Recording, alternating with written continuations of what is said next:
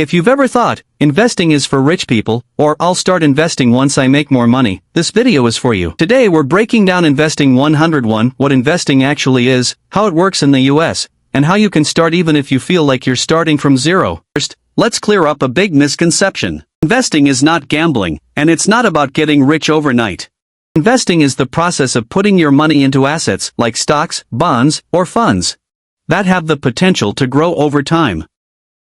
In the US, investing is one of the main ways regular people build wealth, especially for long-term goals like retirement. So why should beginners care about investing? Every year, the cost of living goes up.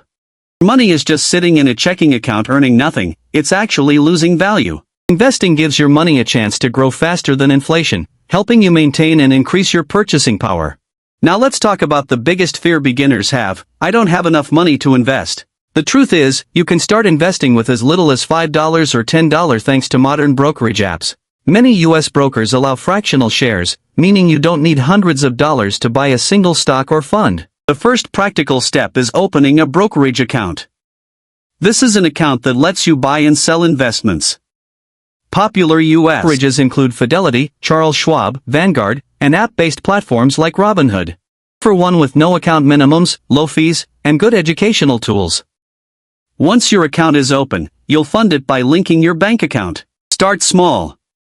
There's no prize for going all in on day one. Even $25 is enough to begin building the habit of investing.